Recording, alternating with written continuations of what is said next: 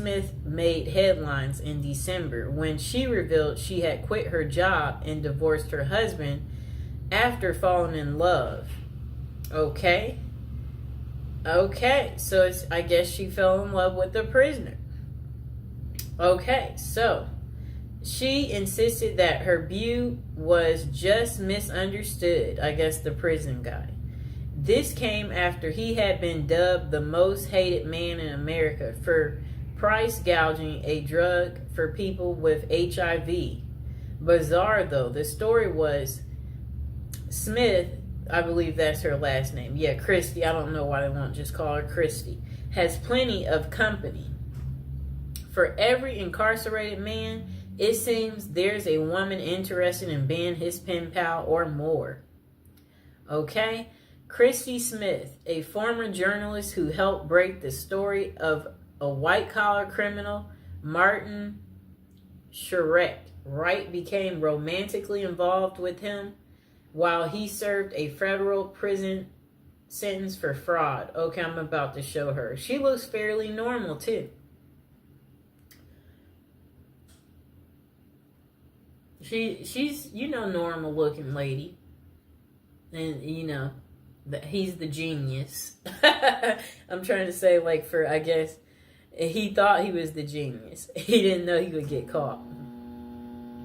It's a trend explored in the book Love Lockdown, Dating, XXX, and Marriage in America's Prisons. Okay. Greenwood decided to start researching prison marriages after her own extensive correspondence with jail white-collar criminal Samuel Israel III, currently serving a 22-year sentence in Butner, North Carolina federal prison for mail fraud and investment advisor fraud. Oh no. Some of this, it does make you wonder, how do these people get into committing these crimes? Or what? How does it start? What do you get away with one thing, and then it makes you think, oh, I could do that again and get away with it, and then you keep getting comfortable enough. You get so comfortable that you keep on, and then you eventually leave footprints. Okay, so this guy, I guess his name is Israel, it said he had faked his death by staging a suicidal plunge off the Bear Mountain Bridge in upstate New York in June 2008. He turned himself in to the feds 3 weeks later, and Greenwood reached out to him whilst researching her first book, Playing Dead, about people who fake their own deaths or disappearances. They have stayed in touch for 7 years, corresponding frequently, although they have never met. Quite interesting, right, people? I think we know people like this, where you're online friends, and for whatever reason, y'all stay in touch. I don't know what that's about, why people want to do that. Because it's I don't want to do it, so I don't know why people want to do it. Okay.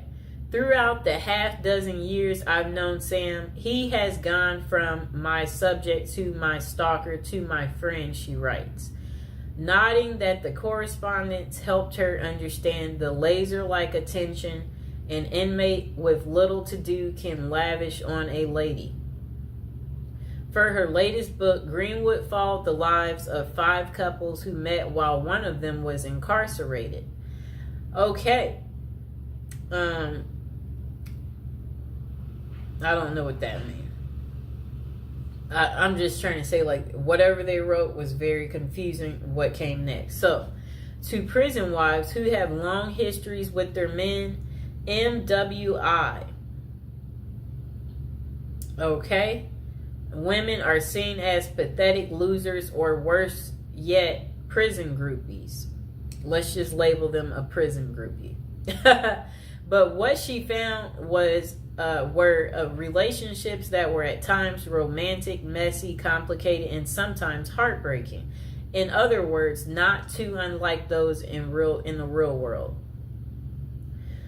One couple includes Joe, an ex-Army medic who had worked as a prison guard at a Kansas City jail, and Benny Reed, who was serving a 10-year sentence in the maximum security Oregon State Penitentiary for the attempted murder of his then girlfriend. It shows Joe and Benny Reed, who met on a prison pen pal site on their wedding day, and they are kissing. I'm going to show the picture. That's her prison boo. You see that? How romantic. The pair met on a prison pen pal site. Joe knew the stigma of associating with a felon, but it didn't deter her. In recovery herself from an addiction to pain pills, Joe credited Benny with making me the best possible version of myself. I think these women tend to be very nurturing.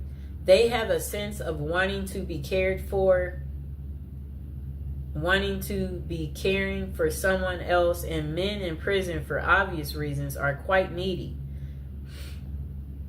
The pair even got married at the prison. He saved up from his $1.81 an hour prison call center job to buy her a ring off Etsy.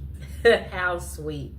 But the relationship ended abruptly when Benny found other companions online. Are you kidding me? He still left her while in prison. That's crazy. It says, yeah, that's crazy. Oh my gosh. Wow.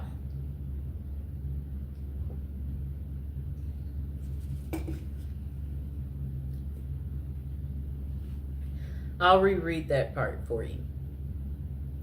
The pair had even got engaged at the prison. He saved up from his $1.81 an hour prison call center job to buy her a ring off Etsy. But the relationship, it ended abruptly when Benny found other companions online. Wow. Even in prison, they cheat and they're greedy. Just why do women fall for imprisoned men? According to Dr. Fred Berlin, director of the Johns Hopkins XXX and Gender Clinic, there tends to be this trait of intense mothering in prison wives, writes Greenwood. I think these women tend to be very nurturing. They have a sense of wanting to be caring for someone else, and men in prison, for obvious reasons, are quite needy. But not every prison wife goes into a pen pal relationship looking for love. Sheila Rule, a longtime foreign correspondent for New York Times, met Joe Robinson while doing volunteer work for a prison ministry. She was corresponding with more than a dozen inmates when a compelling letter came from Robinson, an East New York native serving 25 years for murder. Now, I have to look at this close up. I guess she was really lonely too. Okay, I'm looking at them. Oh, how are they in bed together? They must. She must like spent that one weekend day with him. This is funny. He has on regular clothes. Let me show the picture. Yep, she met him during her volunteer. Okay, so look. That lady I showed you, Sheila, a longtime foreign correspondent for New York Times, met Joe Robinson, the guy that you saw there, while doing volunteer work for a prison ministry. She was corresponding with more than a dozen inmates when a compelling letter came from Robinson, an East New York native serving 25 years for murder. As a pen pal, he was looking for a young lady, and Rule, who had been married twice, was in her 50s, 20 years his senior. She let him down and flat out told him that she couldn't be his companion but could be his friend. For a year, The two exchanged letters that were deeply vulnerable but very flirtatious. In 2003, he convinced her to visit him in person, where the relationship switched from friendship to romance. And they wed in 2005. That's 2 years later, after he convinced her to visit him. They've now been married 15 years, 12 of which Robinson was in prison. She says the marriage is happy and familiar, like an old shoe. That's so funny. Like, it's like a shoe.